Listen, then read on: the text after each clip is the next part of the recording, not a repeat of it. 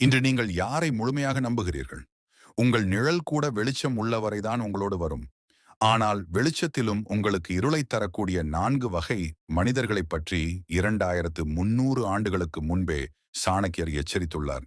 சாணக்கியர் சொல்கிறார், விஷமுள்ள பாம்பை விட வேஷமிடும் மனிதன் ஆபத்தானவன். ஒரு பாம்பு தீண்டினால் உடல் மட்டும்தான் பாதிக்கும்.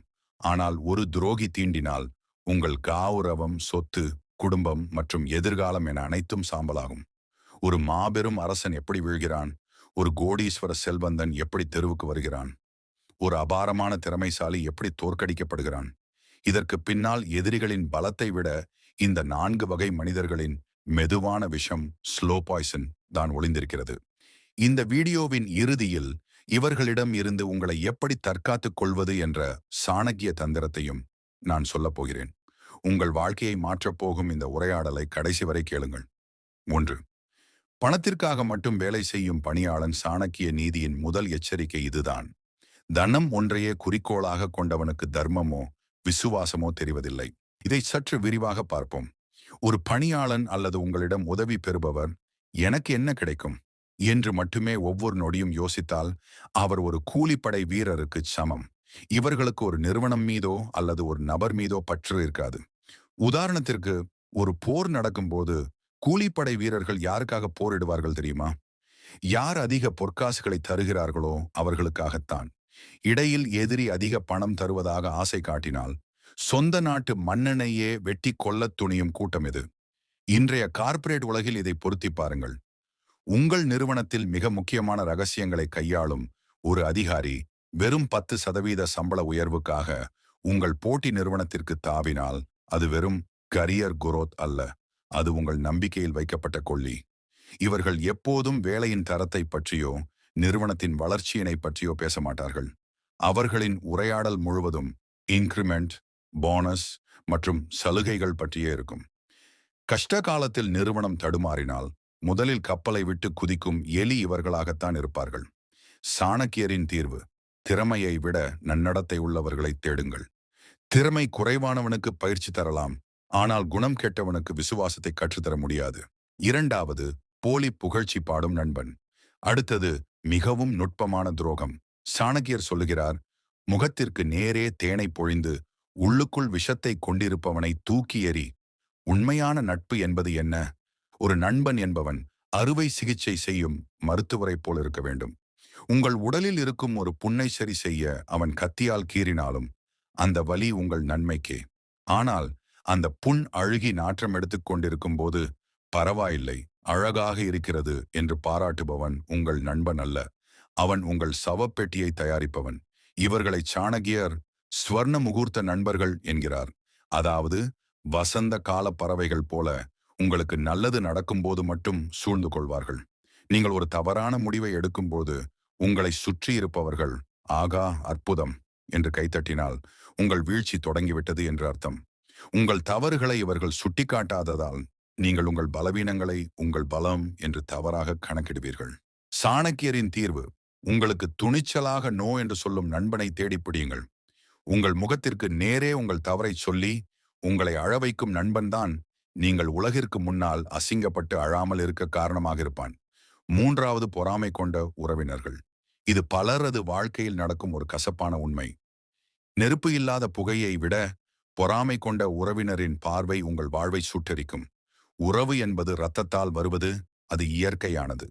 ஆனால் விசுவாசம் என்பது மனதிலிருந்து வரவேண்டியது.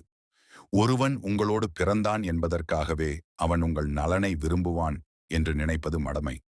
உங்கள் உயர்வு உங்கள் உறவினர்களுக்கு ஒரு போட்டியாக தோன்றும்போது அவர்கள் உறவினர்கள் என்ற போர்வையில் உளவு பார்ப்பவர்களாக மாறுகிறார்கள்.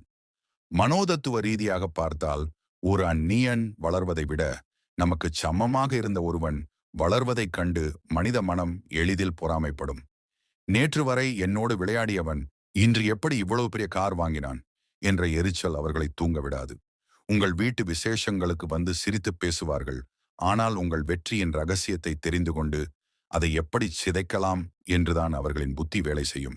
சாணக்கியரின் தீர்வு: உங்கள் கனவுகளையும் வருமானத்தையும் உங்கள் அடுத்த கட்ட நகர்வுகளையும் ரகசியமாக வைத்திருங்கள். சகலமும் தெரிந்தவன் சீக்கிரம் வீழ்வான் என்பது சாணக்கிய நீதி.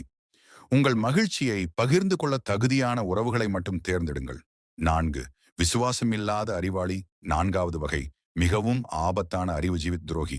1000 முட்டாள்களை விட ஒரு விசுவாசமில்லாத அறிவாளி உனக்கு செய்யும் தீங்கு ஈடு செய்ய முடியாதது. அறிவு என்பது ஒரு கூர்மையான கத்தி போன்றது. அது ஒரு திறமையான மருத்துவர் கையில் இருந்தால் உயிரை காக்கும். அதுவே ஒரு கொடூரமான திருடன் கையில் இருந்தால் உயிரை பறிக்கும். விசுவாசம் இல்லாத ஒருவன் அறிவாளியாக இருந்தால் அவன் உங்கள் கோட்டையின் வெளிக்கதவை உடைக்க மாட்டான். மாறாக கதவின் சாவியை எதிரியிடம் கொடுத்துவிட்டு உள்ளிருந்து கதவை திறந்துவிடும் எட்டப்பனாக மாறுவான். வரலாற்றை திரும்பி பாருங்கள். மாபெரும் சாம்ராஜ்யங்கள் சரிந்தபோது எதிரி நாட்டின் படை பலத்தால் அவை அழியவில்லை. சொந்த நாட்டு அமைச்சனோ அல்லது தளபதியோ தன் அறிவை பயன்படுத்தி செய்த காட்டி கொடுத்தலே அந்த வீழ்ச்சிக்கு காரணமாக இருந்திருக்கிறது.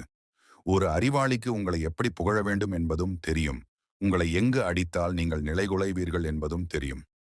சாணக்கியரின் தீர்வு: ஒருவரை உங்கள் நம்பிக்கைக்கு உரியவராக தேர்ந்தெடுக்கும் போது அவருடைய புத்திசாலித்தனம் பார்ப்பதற்கு முன்னால் அவருடைய நேர்மையையும் உணர்ச்சி பூர்வமான பிணைப்பையும் சோதியுங்கள். சாணக்கிய தந்திரம்: இவர்களை எப்படி சமாளிப்பது?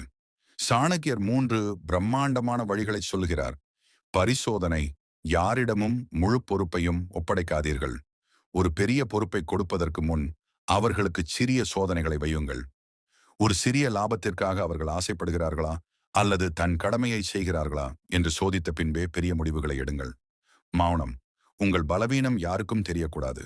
உங்கள் பலவீனம்தான் துரோகிகளுக்கு மிகப்பெரிய ஆயுதம். உங்கள் பலத்தை உலகிற்கு தெரியப்படுத்துங்கள், ஆனால் உங்கள் பலவீனத்தை பூட்டி வையுங்கள். இரக்கமின்மை: ஒருவன் துரோகி என்று உறுதியாக தெரிந்துவிட்டால் அவன் உங்கள் உடன் பிறந்தவனாக இருந்தாலும் அல்லது உயிர்த்தோழனாக இருந்தாலும் தயவு தாட்சண்யமின்றி அவர்களை உங்கள் வட்டத்திலிருந்து நீக்கிவிடுங்கள். விஷம் ஏறிய விரலை வெட்டி எறியாவிட்டால் அது உடல் முழுவதையும் கொன்றுவிடும். முடிவுரை: வாழ்க்கை பயணம் என்பது ஒரு போர்க்களம் போன்றது. அதில் எதிரிகளை விட துரோகம் எனும் முட்கள் தான் அதிகம். சாணக்கியரின் இந்த 4 அறிவுரைகளை ஒரு கவசமாக பயன்படுத்துங்கள். நீங்கள் யாருக்காவது துரோகம் செய்யாமல் நேர்மையாக வாழுங்கள். அதே சமயம் உங்களை யாரும் ஏமாற்றவும் இடம் கொடுக்காதீர்கள். இந்த வீடியோ உங்கள் கண்களை திறந்திருந்தால் ஒரு லைக் செய்யுங்கள். இது போன்ற ஆழமான வாழ்வியல் உண்மைகளை தெரிந்து கொள்ள நம் சேனலை சப்ஸ்கிரைப் செய்யுங்கள். உங்களை ஏமாற்றிய ஒரு மனிதரிடமிருந்து நீங்கள் கற்றுக்கொண்ட பாடம் என்ன?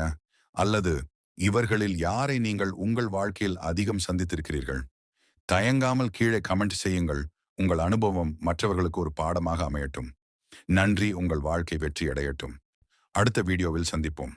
அதுவரை வாழ்க வளமுடன்.